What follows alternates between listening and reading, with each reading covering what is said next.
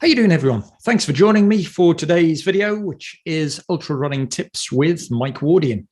So before we get going, do me a favor, hit the subscribe button, leave a like and share on some other platforms. Okay, let's dive on in, see what Mike has to say. So thanks for joining us, everyone. Today we have Mike Wardian with us, who has got such an extensive background in running. It's great to have him on the video. And I'll give you a quick brief breakdown of some of Mike's past achievements. So Mike basically 6 foot tall, 66 kilos, vegetarian, married to Jennifer, got a couple of kids, and your mom apparently is from the UK. Yes, good research. Yeah, I know. I've been checking out some facts on you. So you're a certified coach, Hoka-sponsored athlete, ran over 300 marathons and over 100 ultras. Worked as an international shipping broker since '96, which is the year you started running properly, I believe. Played lacrosse at uni. Didn't run at school. Didn't run competitively until after college. Your first race was 5K Turkey Trot, where you won your free school meal. Which is wow, that is very good. That's deep. I dive. Know. I've gone deep. I know what you had for breakfast. Yeah. Your friend at school, Vince, his mum used to run, and she ran the Boston Marathon, which inspired you to run the Boston Marathon. So you entered the Marine Corps Marathon in '96, which was also a Boston qualifier. First ultra was JFK 50 miler. You got numerous Guinness World Records, past and present, such as running the fastest marathon dressed as Spider-Man, dressed as Superman. What else have you done? Former record holder of the fastest marathon on a treadmill and set the 50K record on a treadmill. And your inspiration in short sport, Yuki Kawauchi, who is also an amazing runner who runs all the time, who won Boston himself in 2018.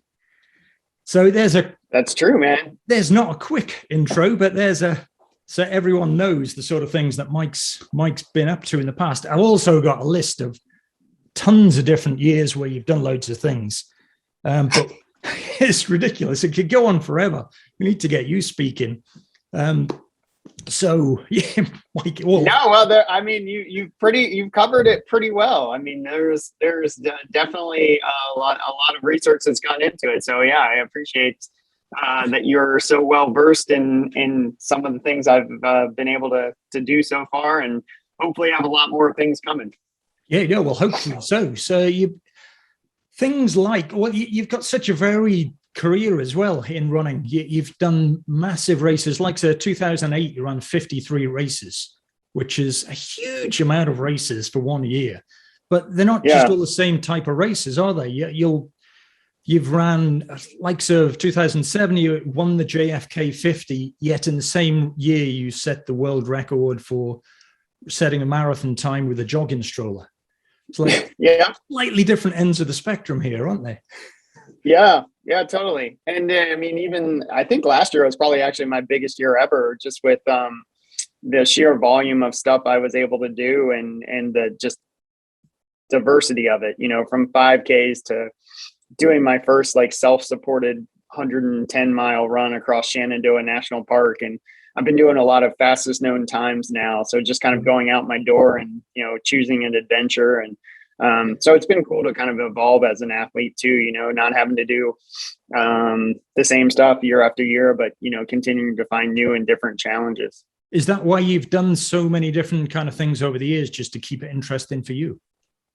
For sure. I mean, I think it helps you stay interested in the sport. I think it challenges you in different ways. If you're only training for the same thing, you're kind of training the same systems and muscle groups. And so there's something very different between running even a 100-mile on the road as opposed to, a race like the Hard Rock 100-miler where you're doing lots of hiking, or a race like UTMB where, there's a lot of, sections where you can run, but then there's hours and hours of just, grinding uphill or coming downhill. So you have to be kind of prepared for all those different things. And I think for me, that gets me excited to, do the work necessary to, try to put my best foot forward.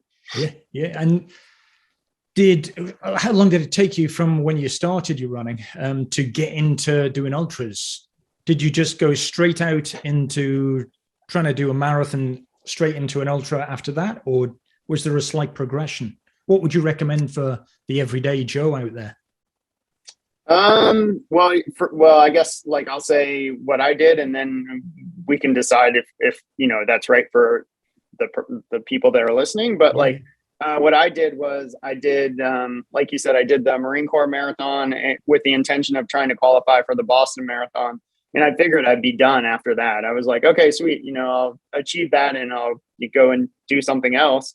And then I went to Boston and I kind of got hooked for running. I was like, wow, this is amazing. Like I had such a great time. I was so impressed with like the organization and just the sheer energy that you feel, like that buzz. Like I don't know if it looks like, just looking at your background, it looks like you probably have a feel for what I'm talking about with your medals and bibs and everything. But like there's a very electric feeling when you're at a big time race or a race where people are really focused, right? Because it's there's just something in the air. And so I wanted to capture that as much as I could. So I decided to run a couple more marathons. I ran New York, Chicago, Marine Corps again. And then I heard that there was a 50-mile race, that JFK 50 miler. And in my head, I had seen like the Comrades Marathon on TV, but that seemed like, that's something they do in South Africa that's far away. I didn't know that they actually, and it was just called the Comrades Marathon. I didn't really realize that it was like,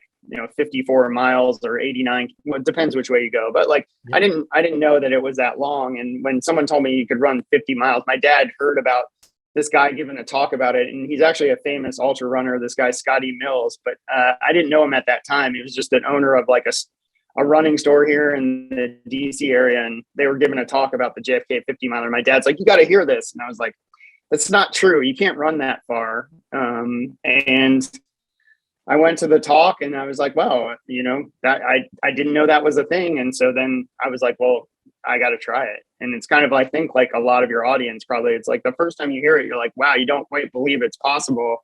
And then it kind of gets in your head and you're like, wow, I wonder if I could do that. And then you're like, wow, let's see if I can do that. And then you do it. And then you're like, well, okay, what else can I do? And so I feel like for me, I'm still on that, like, whoa, what else can I do next? And so it's been cool to, continue to, have that desire to see, can I go faster? Can I go further? Can I go without sleep? Can I go without eating? Can I do like the hardest races in the world? And so like, that's just been leading me down this kind of rabbit hole through, Ironmans and adventure races and Spartan races and trail races and self-supported things. And, and I'm still kind of on that journey. Okay. What sort of progression do you think it'd be good for people out there that have maybe they've just done the first marathon and they've heard about ultras, but they're not too sure on how to go about it? Would you went straight into a 50 miler, which is quite a jump, really? A lot of people would start with 50K, wouldn't they? Right. Well, and for me at that time, it was in the late 90s, and there weren't a lot of 50Ks. Like, so there weren't 50Ks really. So it was, for me, it was just kind of a natural. It was close to my house, and it was, it was something that I was like, hey, that's further, but it's not that much further. And I basically was like, oh, if I just take my marathon time and double it, I should win this race. And of course, that's not how it actually works. Like, you have to be able to fuel for that long and just like be prepared to be able to run. And there's a lot of people that are into it that were really good. I remember the guy that won was this guy named Howard Nippard, who it was actually such an honor. Like a couple of years later, we were on the same 100K world team together. And I just remember like watching him at the start line and how fast he went. And I was like, that's no way he could hold it that long. And, and then as you said, in 2007, I actually like broke the course record and ended up, in 2008, I broke the course record and ended up beating his time by like 20 minutes. And it was like, wow, like just to see how far I had come, but like, just to like have that mindset shift too of like, oh, I just want to complete it. So like, hey, I want to see how fast I can go.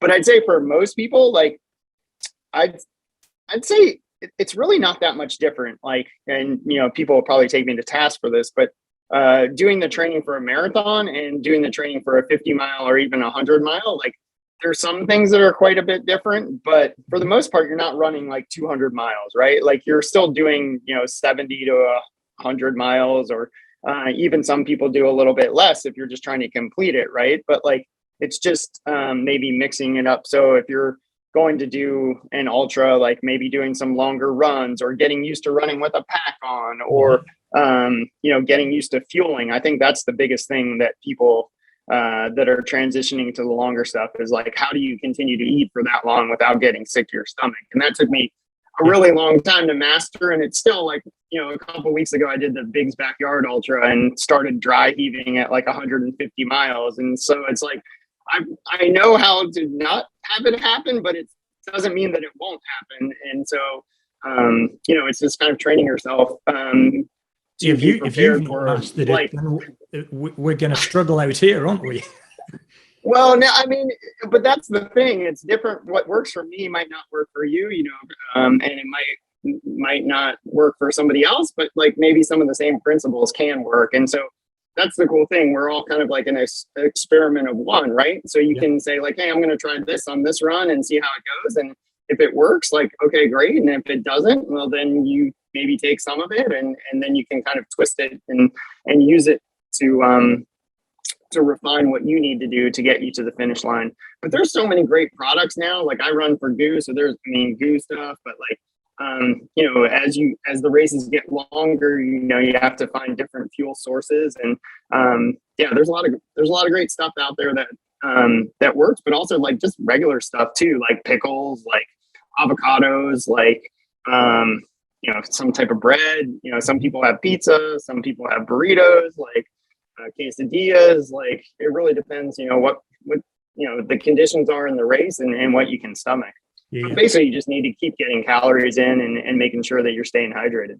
Yeah. And do you find that sometimes something will work for you food-wise and other times it just doesn't work for you? You think, right, I've had a great race that went down really well. And then another time you go, I thought I'd like this and I just can't stomach it. Oh, my God. Yeah, exactly. It starts looking like a bag of like razor blades. You're like, no way, I'd get that crap away from me. Even it can happen. It can be super quick, too. Like it could be working like for 10 hours and you get to hour 12 or something and you're like, your crew's like, here you go, here's your your special whatever coconut water or your big spoon roasters or whatever it is, and you're like, no way, get that away from me. I can't look at that. But like that's the nice thing is like as you become more experienced, I just have like a bigger range of stuff and I know like, hey, like this might work and it might not work. The only trouble with that, and I noticed this at Biggs, is like if you give somebody too many choices, especially the more tired they get, they make no choice because they're like, nothing sounds good.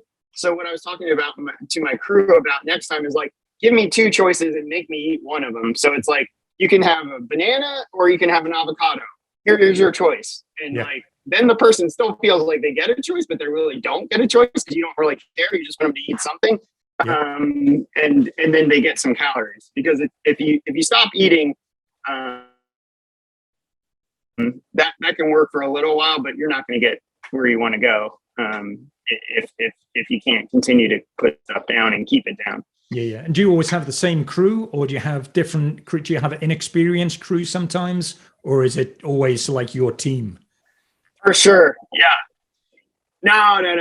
I'm lucky. I do have a pretty good group of friends that like to do this and find it interesting and exciting. And then I have like family and friends, but sometimes it's completely just random people, and if that's the case, you just try to make it as easy as possible for them. So you just got to do some of the legwork up front. You're like, here's my drop bag, it's got all my crap in it, just bring me the drop bag, or just start thinking about it before you get to the aid station. Like, hey, I'm gonna need, I'm gonna want some Coke, or I'm gonna want some Roctane Energy from Goo, or whatever it is, and so that way, because when you get to the aid station, especially as you get more tired and just lazy, like you just at least for me, I get overwhelmed and I'm just like, I don't know, I can't think. And then I don't take anything. And then 2 minutes later, I'm like, oh God, why did I do that? Yeah. So yeah, and like always having a go-to, like a secret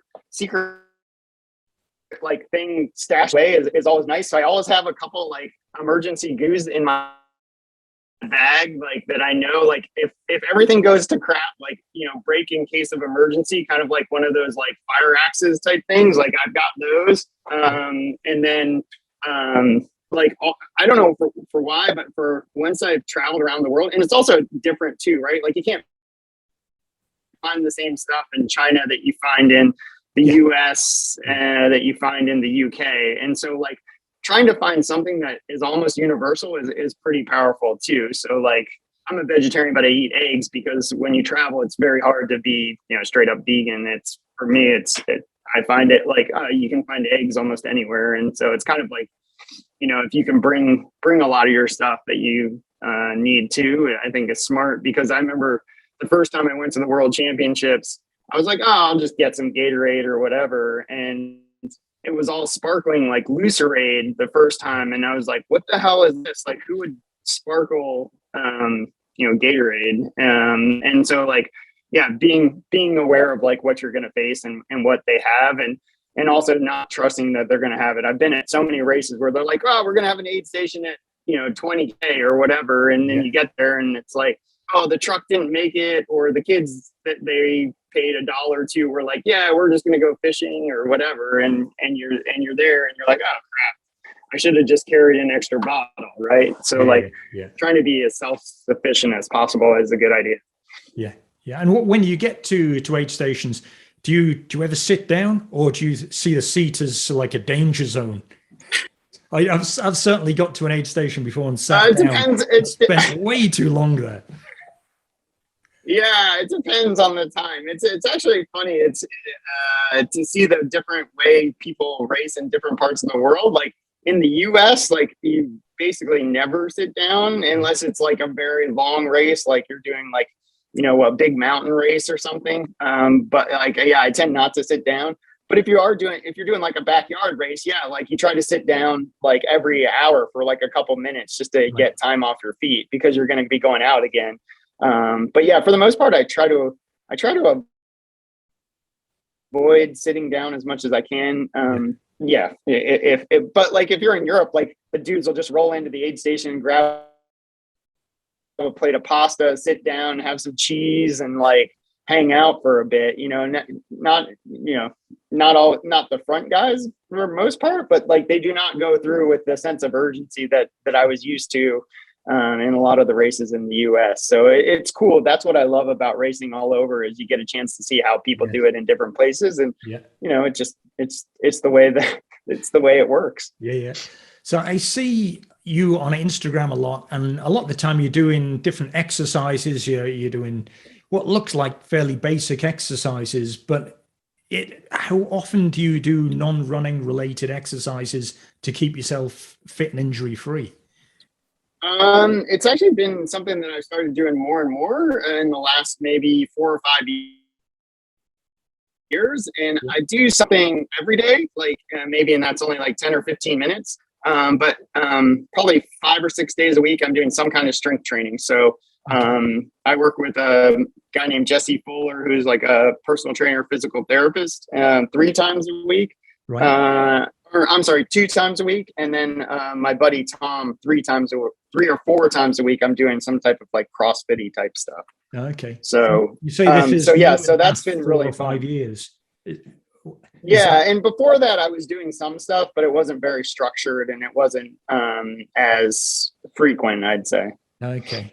Yeah, I think that's where most of us come from. Like I'll do bits, but it's not structured and it's not definite enough. So yeah. Is that why you get these other guys to help you, and that they just set your programs, do they? So that's a lot of it is like I guess it's somewhat similar to what you're saying, is like I know how to go in and use the gym and do all that stuff, but I don't particularly love coming up with the plan. And so like these guys really enjoy that. And so it works out because I like to just show up and be like, hey, we're doing like, 5 minutes of push-ups and then, 150 sit-ups, and then we're going to run and do the assault bike. And I can make those things up in my head, but like, I really appreciate it when someone else is willing to do it. And all I got to do is just kind of roll up. It's kind of like, and you probably know this too. It's like having a coach. Like most people can plan a program pretty easily. But it's nice to have somebody to say like, yeah, that's great, but like if you do it this way, it's going to probably work better. And so like I feel like that's why it's really nice to have someone, if you have the luxury to be able to work with somebody to help you. Is that something you wished you'd done earlier on in your career, or did you not think you needed to? I wouldn't say I wished I did it earlier. I kind of like the way that I did it because I feel like I had a lot of success doing it the way I was doing it. Yeah. And I feel like I really appreciate it now because it's nice to have the strength and to see what the difference it makes is. So yeah. So and for me, I don't know. I wasn't doing that as extreme stuff. I mean, I was, but I wasn't. Like I wasn't. Yeah, but it was different.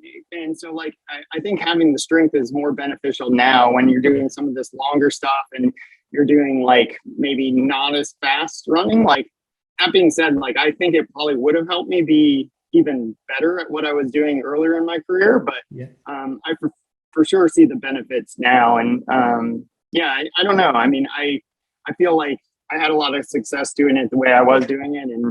And this is just kind of an evolution. Like, I wish somebody would have told me like, and people were saying like, hey, you should do more of this type of stuff, but I just didn't make it a priority. I just did it. I still like, I feel like there's some times where, it's really saved me. Like there were a couple of times where I was on the edge of a cliff and I like misplanted and like was started losing my balance and was able to like use my core and all this like planks and all this stuff, like the weird stuff you see me doing in the gym, and like be able to save myself. And I was like, oh my God, I can't believe that strength training came in handy there. Or, at 27 hours into a race, you're still feeling like you can run hard and, you have the like core stability and your, bag isn't like, making you feel like you're 100 years old. And so like, that's really feels good to, have that kind of resilience. And then I also think, as you, like I'm an older athlete and I'm 47. And so like, I feel like it also like makes a difference. Just, our bodies change a little bit, and having a little bit more strength and mobility is really a good thing. So do you do things like yoga or? I don't do yoga as much just because I feel like it's a big time commitment. Okay. Yeah. And it's something that, at least for me, I have trouble doing it on my own. Like I know there's like things you can do on YouTube and whatnot, but I'd rather spend that time either running or lifting or doing that kind of mobility stuff. Okay. But I do find value in it. I mean, if you can fit it in and you have time for it, I think it's a good thing. Yeah.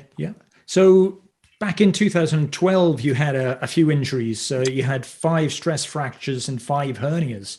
So how did you get over that? Because lots of people out there, myself included, have got hernias. So I'm intrigued as to what the process was to get beyond that. How did you get them fixed, and how long did it take you to recover? Have they hindered your running since? Yeah, those are all good questions.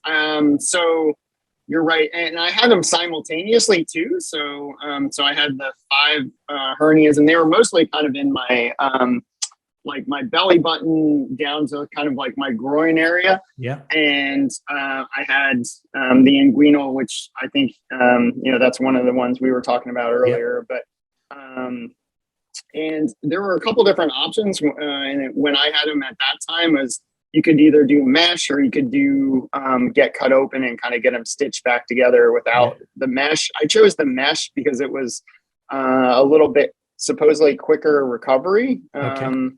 Was that open surgery or laparoscopic? It was laparoscopic. Right, and that seemed like it worked actually really well. And I recovered pretty quick. And then I had to also be careful from the stress fractures. So I spent about a month and a half or so doing a lot of aqua jogging, pool running, which I didn't really believe in until I did it. Like I was like, okay, fine, I'll go and do it. But I felt like that was actually very, very helpful for being able to maintain some semblance of fitness. And also like just to have the same motion as running. And then I did a lot of cycling. So I bought like a pretty fancy road bike and was like, hey, I'm going to try to maintain my fitness. And so for me, that worked out really well. And I had to take I think I had the surgery in late September, early October, and started running again gradually around the middle of December, and did my first race in January and came back and ran right around 6 minute per mile pace for a half marathon. So I was really excited about how quickly my body recovered. But when I first had the injuries, it was probably like you, I had them for a long time, probably like 6 months or so, and was kind of trying to run through them. And eventually I just had to stop. And I think my body was trying to tell me that for a long time. And sometimes, you actually have to listen, and I did, and I'm so glad I did, because I think that ability to, get that taken care of really helped me continue to be able to progress in the sport. And then even last year, I had a bout of injury where I herniated some discs in my back and was wondering if that was going to be the end of my running career, and, had to crawl around for a couple months, but I was able to get fixed up. I work with a group called MedStar Health here, and I was able to see some of their specialists, and I ended up avoiding having to have back surgery, but I was able to rehab and then come back and be able to do pretty well so far. So it's been cool. Like those are really the only two real kind of bouts of injury that caused me to have to stop running. I've had niggles with Achilles and, that kind of stuff, but nothing like plantar fasciitis, but nothing that really caused me to have to stop running. So that's been good. I think that's one of the keys. And I think most of my progress has been because I've been able to be consistently training. I think that's what really allows you to do these kind of things, is to be able to continue to train at a high level for years and years and years. But I feel like much better to run a couple times a week or almost every day than it is to run a couple big runs and then not run the rest of the time. Yeah. So keep it short and consistent as opposed to all out and nothing. Yes, exactly. Or all out and you get hurt, and then you have to take like time off to get yourself back to where you want to be. Yeah, which is really common for runners. It's very, very common. Like, so you see and you also see like people that are at very high end of the sport, and they don't last that long sometimes. So like, I think that's one of the things that I'm most proud of, is that I've been able to be in the sport for as long as I have at a pretty good level. And that's something that I think is hard. A lot of people come into the sport and have some success, and then they disappear, and it's hard to stay in the sport for. So what other sort of sports do you do to keep yourself fit, so it's not just running? So I do a bunch of different things. So I cycle. I also just started, and this is something I don't know if a lot of people in your area are doing yet, but started playing pickleball. So it's kind of like tennis, pickleball. The vegetable, but it's you play it with some paddles and like a wiffle ball, and it's quite fun. And I've gotten into it since the spring of this year. So like started playing in some tournaments and that kind of stuff. And then doing the CrossFit type stuff, the functional fitness, and then a lot of hiking and walking, and then the regular running. So those are kind of, and then I do like chess for like mental fitness, slash like concentration, stamina. Also, like I'm super just into it. So, and have been for a while. Okay. When you do your hiking, do you ever wear things like a weight vest?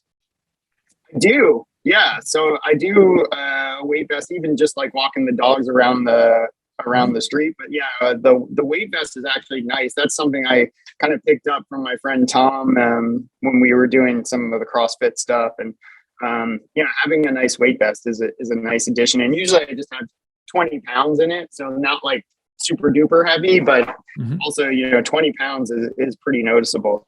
Never used a weight vest, but I've heard about them. What's the difference between a weight vest and just having a backpack with some weights in it? It's so weird. I didn't know you were going to ask me, but I actually have one like right here. So this wasn't set up. No, it totally wasn't. It's just like I have it at my desk because sometimes I just wear it around. Okay. But it's kind of, it almost looks like if you're in the army, it's like it's basically designed like that, and so it's got like 2 plate carriers basically, so you can buy plates, or I actually just was cheap and went and bought some 10-pound circular weights that you would put on like a bar if you were lifting in the gym. Okay. And it's just got Velcro and stuff, and so you can actually snug it up so that you can run with it. So if you just had 20-pound weights in your backpack and you tried to run, they would just crash into your back and you would not make it very far. But these are kind of designed so they sit here and here. So it's an even distribution of weight, is it? It is. Well, it depends on how you want to do it, if you want to front load it or not. But I have a 10-pound in the front and a 10-pound in the back, and that's how most of them are. And so then it kind of sits and then it's got very aggressive Velcro straps, so you can bring it in tight, so that it doesn't shift around a lot, and it just makes it easier for being able to cover distance with it. Okay. Why would you have one weight more so than the other? I don't know. The only reason I could think of that is if you're getting ready to do like the Appalachian Trail or something, and you wanted to have a lot of weight just on your back. Yeah. But I mean, most of the time I see it with people that have the same weight. So if you had like 40 pounds, you'd have a 20 in the front and a 20 in the back. Yeah. Okay. But I'm just thinking, like, if you're doing or if you're like getting ready to like the Go Ruck things, like that's mostly in the weight in the back. So that would be, you're getting used to just having it like pulling you backwards. Yeah. But skipping back slightly, since we're talking about weight and we've just been talking about hernias, it's like, how is carrying weight going to be if you've just had a hernia? Because you're obviously not supposed to lift anything heavy. Yeah, so I built up to it. So I didn't start with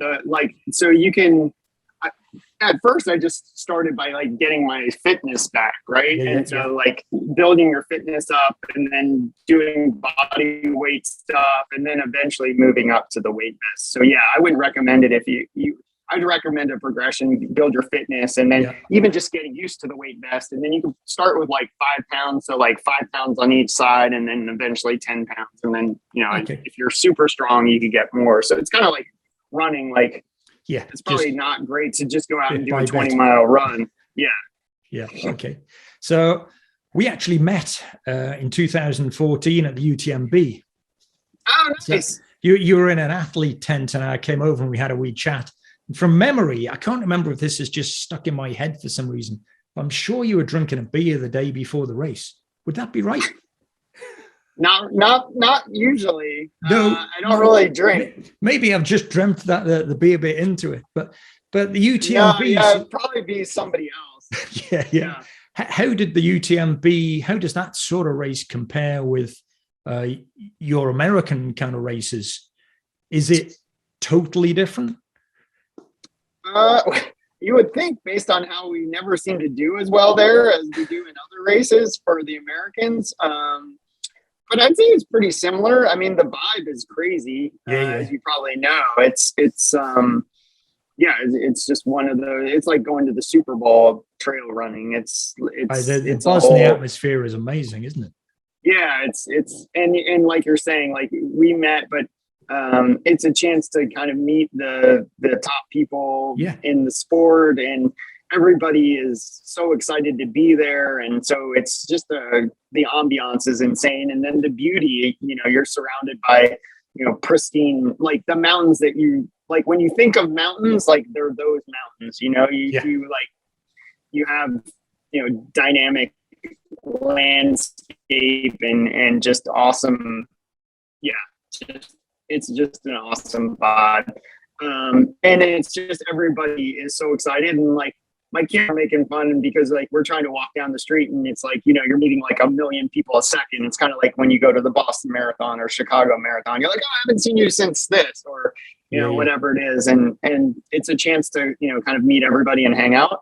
And I'd say as far as the course goes, I mean, it's tough. I mean, it's a little over 100 miles with 30-some thousand, I think 33,000 feet of elevation gain. And so it's a lot of slow grinding type running, but then there is parts where you can run fast. And if you want to be competitive, you have to run fast when you can. And so, people are hammering and kind of putting it all out there. And then, there's a lot of weather issues because it is the mountains. And so like you have to be prepared and you have to carry a bunch of stuff that, US racers, it's kind of the races just leave it up to us. And UTMB has a mandatory gear requirements. And so like you have to kind of carry all the stuff. And I used to think, oh man, I don't need all this stuff. But then I got caught up there one year and I had absolutely everything from the mandatory kit on, like the big gloves, the tights, the windbreaker,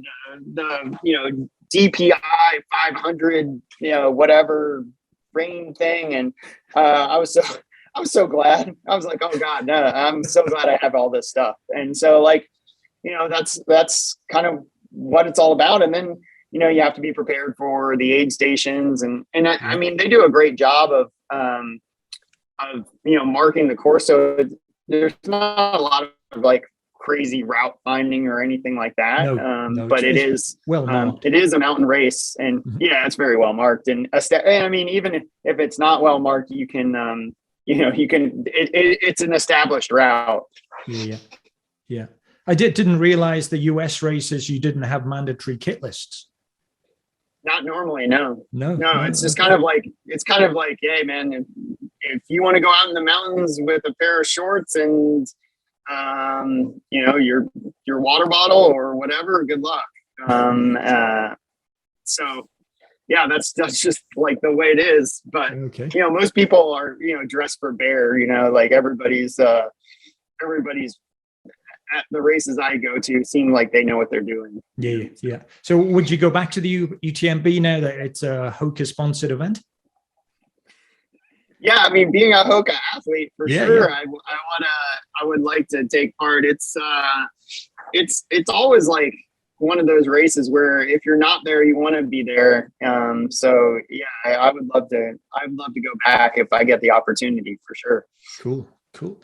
And when things don't go right, when races go wrong, do you find you've learned more on a race that goes wrong than when it goes all really well? Like say, went a bit pear-shaped for you at Barkley and Spartathlon, didn't it? So when they didn't go right, what did you take from those situations? Did you learn lots more? I wouldn't say I learned lots more, but I think you want to learn something because if you didn't, it was just a big waste of time. But I mean, I think I did. I think that if you don't get a successful result, like there's definitely going to be a takeaway. For me at Spartathlon, it was there were two things that I did that I have not done since. So I think that that's what's great about having something go wrong is that you are very, very aware of how to rectify things. And so I did not take extra lube with me in my backpack, and I got super chafed. And so that's why I ended up stopping, because I was like bleeding from like my belly button to like my knees. And so I definitely am very aware of potential issues with chafing. And so I make sure that I always have extra lube with me. And then I let my brother take my very light rain jacket. It was like 2 grams or something. And it had been hot for like, I don't know, 20 hours. So like the chance of like it not being hot was very minimal, but Mhm. it started dumping rain and got to be like 36 degrees, which is unusual. And I got hypothermic. And so I am almost always in possession of a rain vest because I'd rather carry an extra 2 grams and be able to have a jacket and stay warm than not have to carry something. So so like from that race, and then at Barkley, I just I had a similar situation where I've been there twice, and both times I haven't actually made it around yet. So I got all the books, but I was over time, and then the second time I got 11 of the 13 books, and then there was just no way I was going to make it, and we couldn't see, like I couldn't see my hand, and so we ended up like huddled in a cave, like freezing with like 3 other dudes and like all our space blankets and stuff, and I was just like, I'm just gotta go back because we can't make it anyhow. And and it actually, like, after I decided to quit, it still took like 2.5, 3 hours to get back from where we were to the start finish area. So and they don't come get you, man. There's no one's coming. There's no bus. Like those videos you see. No, there's no bus, there's no sweepers. Like if you get lost, like it's on you to get back, or if you get hurt, like you got to drag yourself back. They've never rescued anyone, and they're not going to. So so it is kind of cool. Like it's like, hey, dude, you went out there, you got to get yourself back. And so I've been twice, and what I learned is a couple things. Like that was the first race that I'd done that you don't have aid once you leave.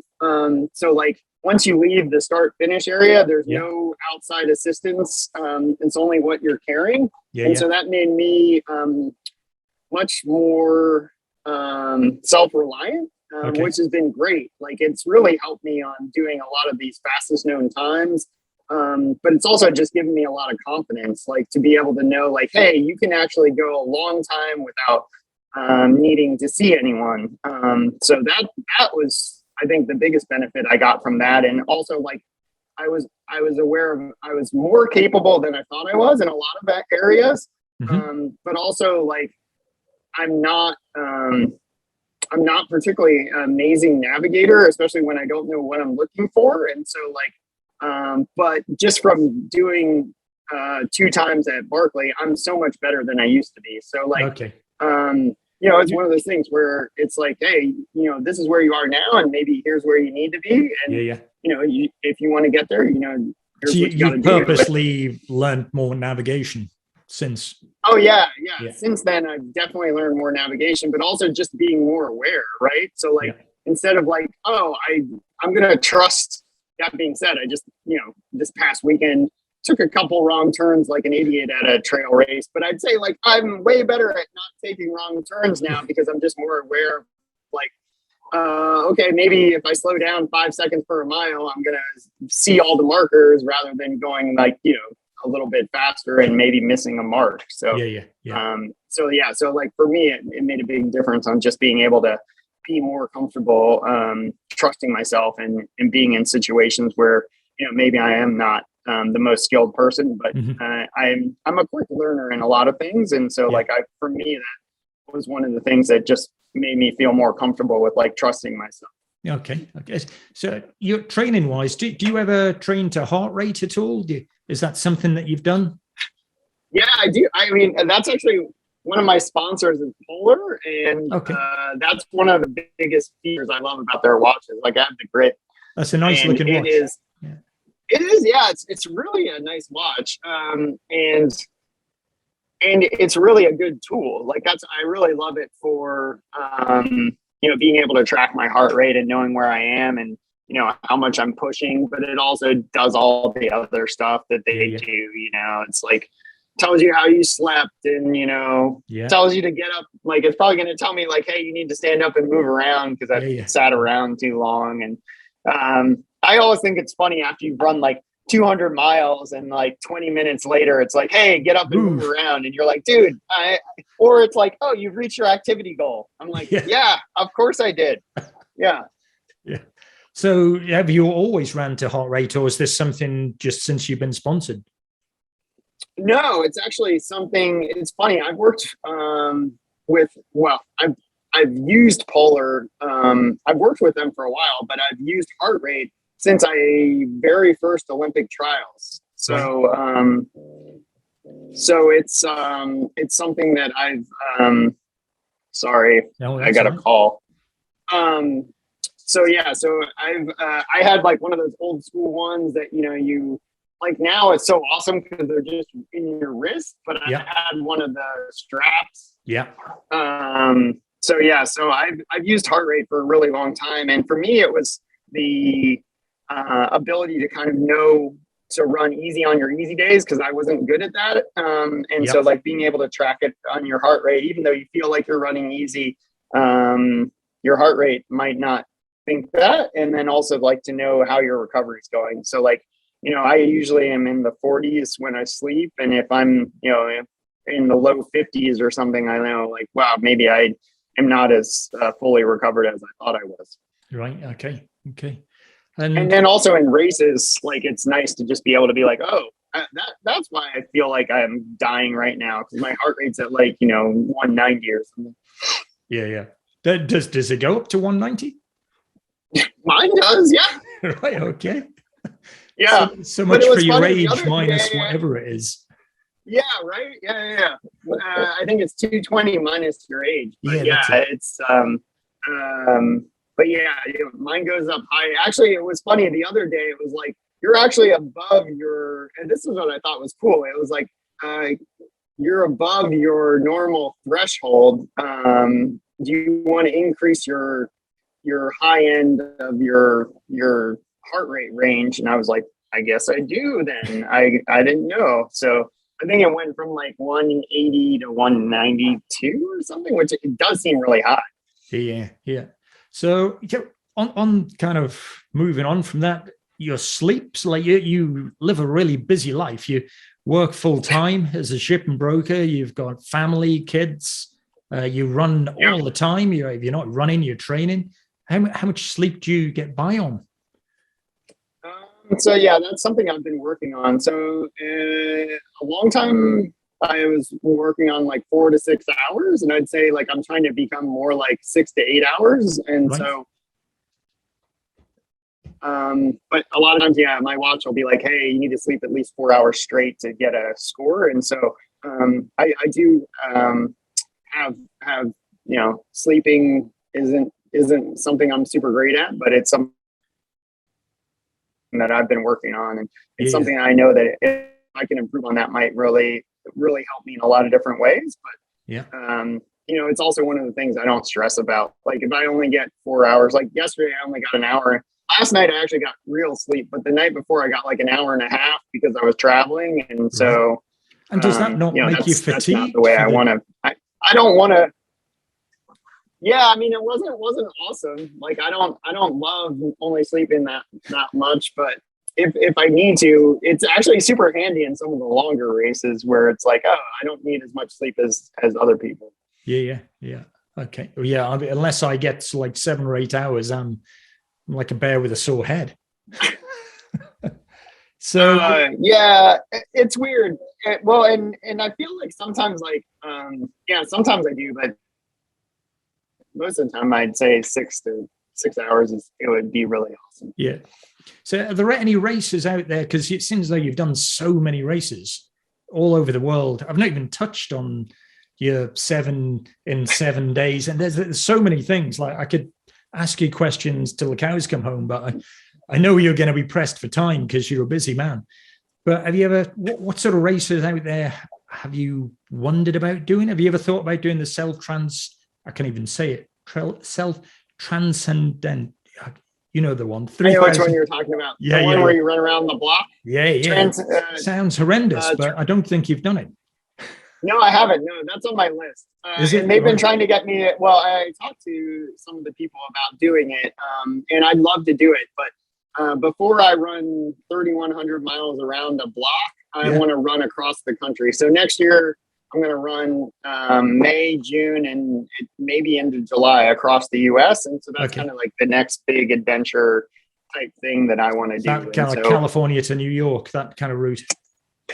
Pretty much, yeah. California, so San Francisco to where I live in Washington, D.C., and then try to finish in Delaware, where we just got a beach house. So, cool. So kind of like running home, basically. It's going to be a journey from the West Coast to the East Coast. Hopefully kind of Forrest Gumpy style, maybe with some support. But I want to definitely make it open to people if they want to join.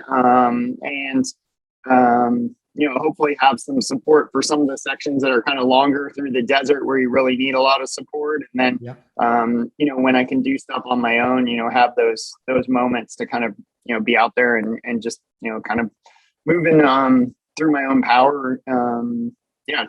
Is that a record you're going to be trying to go for there? No, I don't think so. No. I don't think I have the fitness to kind of. Pete's record is pretty stout. It's like 70 miles a day. And I think that would be a kind of a different experience. I think this one, I want to be more like, I just want to see if I can do it. And then I want to kind of make it, somewhat, I think it'll be a big enough challenge for me just to make it across without trying to make it about a record. And, at least doing it your way, you're going to enjoy it and take it in more, as opposed to just. I don't know. Yeah, exactly. I don't know. I mean, I hear that it's pretty tough. But this has been kind of like an evolution and something I've been working towards for a number of years. I was hoping to do it a couple of years ago and wasn't able to work. And then the last couple of years with the pandemic, it's been super tough, but I think that, things hopefully should be good by the spring. And, I'll be in a position with work to also we've brought somebody in to kind of help out. And so hopefully I'll be able to take some time off and make it happen, because I want to try to do these things while I still can. You never know what's going to happen. Yeah.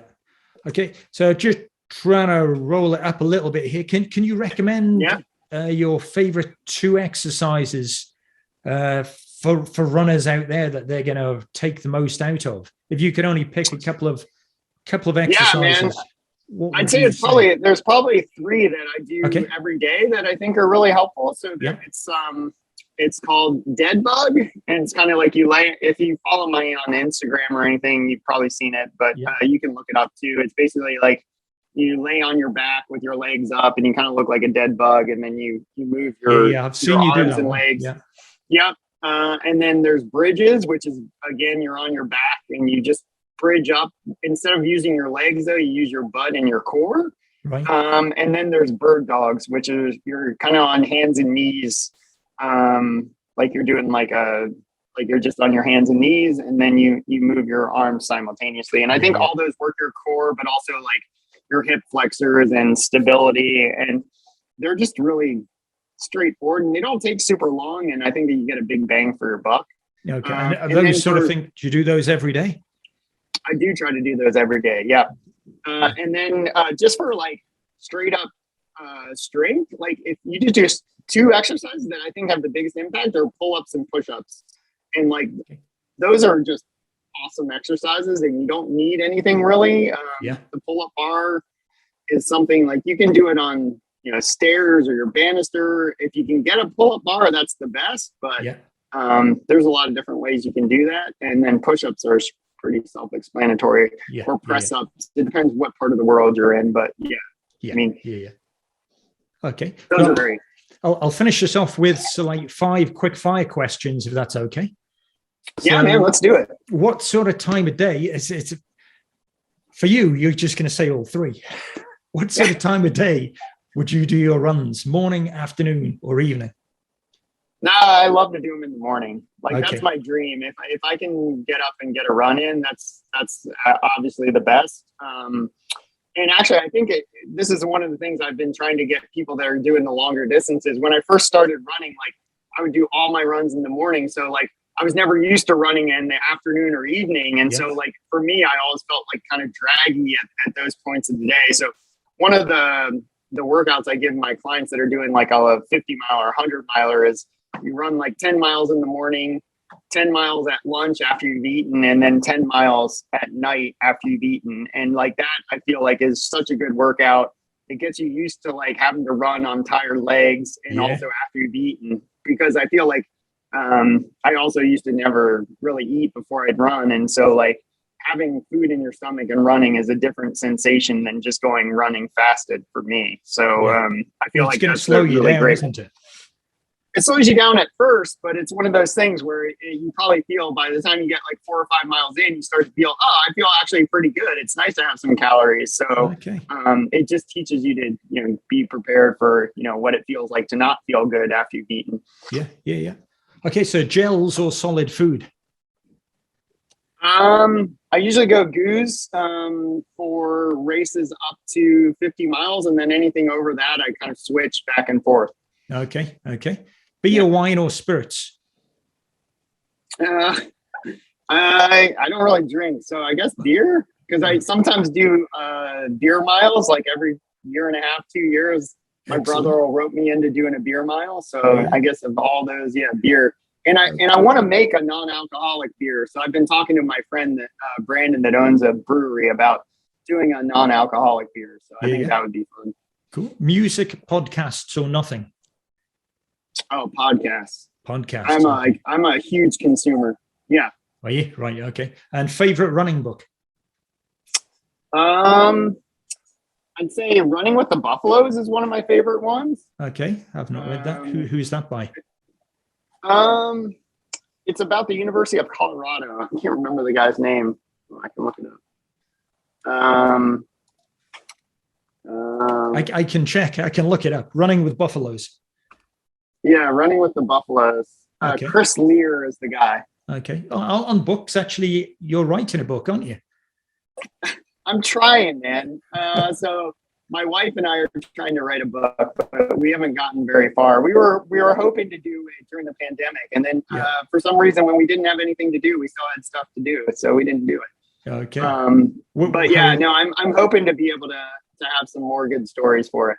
Cool. Well, is that like 12 months off, 6 months off? Or? Oh, no. Yeah, I don't know. I'd say it's probably 12 months off it for sure. Okay. And then hopefully we can use some of the stuff from the running across the country too. Yeah, that's what we was just thinking. I think that would be like a really good way to kind of wrap up everything I've done. And it feels to me like it's kind of like the, what I've been working toward all these years, when you first start, you never think you can, you're not even sure if you can run a marathon, and then you do that. And this feels like one of those things still. It's like, I still get, I'm so nervous. I'm almost paralyzed at times because I'm like, oh, do I have crew? Do I not have crew? Do I do it myself? Like, how far can I go each day? And I feel like once I start, I'll probably, find a good rhythm and how it works. But right now I'm still in that kind of like research decision mode. Yeah. Cool. Excellent. Well, thanks very much. Where can we find you on You're social welcome. media? You're on Instagram, Twitter, Facebook. Are you anywhere else? Instagram, Twitter, Facebook, LinkedIn for people that do that kind of more businessy stuff. I haven't gone to TikTok yet. I don't have Snapchat yet, really. No. But yeah, you're a coach those as well. are the kind So of primary places. And can people find you for some coaching? Yeah, I'm a coach. Yeah, I do coaching. I run coaching with a group called the Chosky Collective. And so if people want to reach out to those guys, that's great. And they can put you in touch with me, or you can send me a note on any of the other platforms. So yeah, I'm doing that. Also, I keep it kind of small and boutique. Unfortunately, I can't take everyone, but if there's people that are out there that are interested, feel free to reach out and we'll see if it's possible. Perfect. Well, thanks for joining us, Michael, and thanks everyone for watching the show. So excellent. Thanks a lot. Catch you next time. Thanks. All right. Bye.